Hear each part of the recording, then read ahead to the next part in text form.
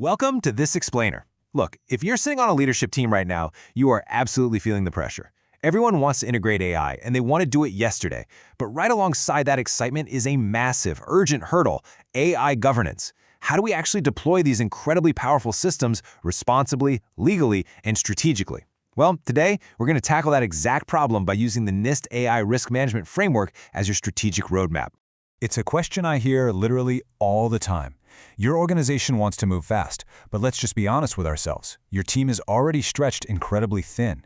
You don't have endless resources or some massive compliance department just waiting in the wings to review every single algorithmic decision.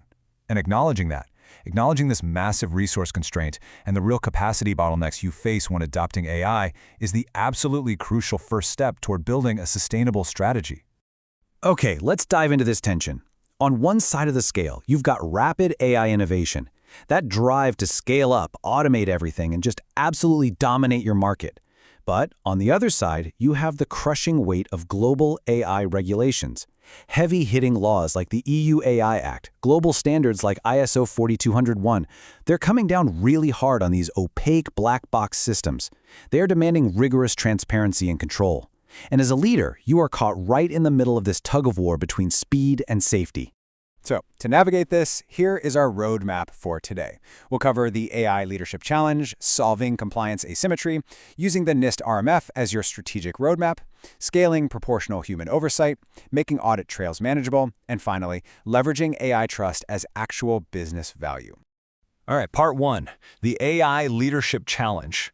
Let's look at how the C-suite has to balance that push for innovation against risks that are often totally unseen. When we talk about AI risks, we're looking at some real dragons here. First off, black box opacity. It is incredibly difficult to govern a system when you don't even know how it arrived at a specific conclusion, right?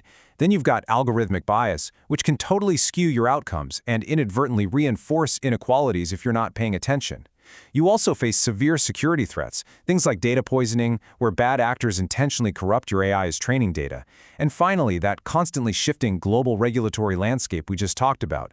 Simply ignoring these risks so you can move faster, yeah, that's just not an option anymore. It's a massive liability. Which takes us to part two, solving the compliance asymmetry and addressing those harsh resource constraints for smaller, growing teams. This brings up a really crucial concept from the research, something called compliance asymmetry. Essentially, this is the disproportionate burden that heavy AI regulations place on growing organizations. Take the EU AI Act, for example. It demands rigorous compliance assessments, strict data quality checks. Large enterprises, they have armies of lawyers and compliance officers to handle that stuff. But if you're working with limited technical and human resources, these rules can feel like an absolute, impossible brick wall. It's incredibly frustrating when the law just fails to account for your actual team capacity. But we really need to reframe the narrative right here. One of the sources brilliantly points out this metaphor. Human oversight is not a brake on automation, it's the steering system. Think about it. If you want to go fast, and go fast safely, you need really good steering.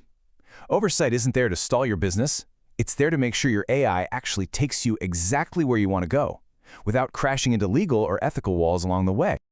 So, if we need a steering system, where do we find it? Part 3, the NIST RMF. This is your flexible, adaptable blueprint. And this brilliantly illustrates the framework. NIST is built around 4 continuous functions: govern, map, measure, and manage. You map to truly understand the context and risks of your specific system. You measure by tracking the right metrics, and you manage by prioritizing and responding to those exact risks. But notice how govern acts as the crown over all the other steps. It is the absolute foundation that holds the entire system together, and it requires total top-down readiness from leadership. To actually make that govern piece work, you have to coordinate top-down readiness. Listen, AI compliance cannot just be an IT task anymore. It requires securing true, committed executive buy-in. This means getting legal, IT, and business unit leaders sitting at the exact same table on a regular cadence to define your actual risk tolerance levels. What is a genuinely acceptable error rate for your specific business case? Building this culture of shared responsibility across cross-functional teams is exactly how you bridge the gap between high-level policy and boots-on-the-ground execution.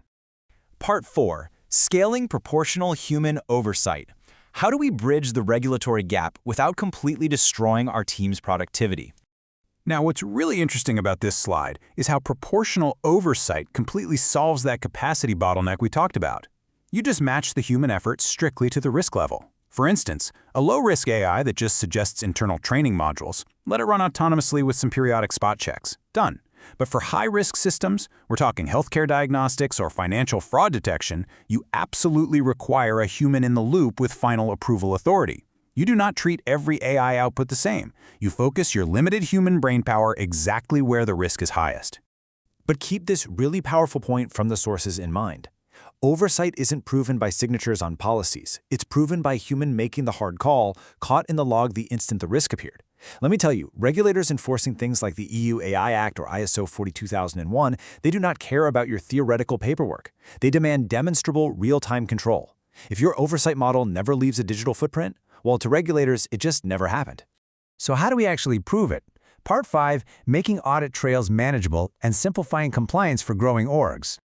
To avoid burying your small team under a mountain of administrative work, you've got to leverage automation.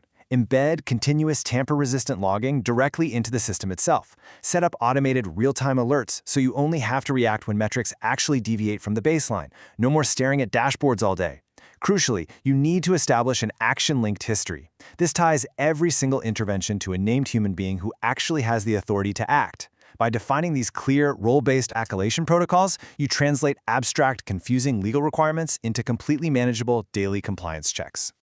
We really have to move away from reactive, check-the-box compliance, the kind where you just dread the annual audit and cross your fingers hoping for the best. Instead, you need continuous governance and learning loops.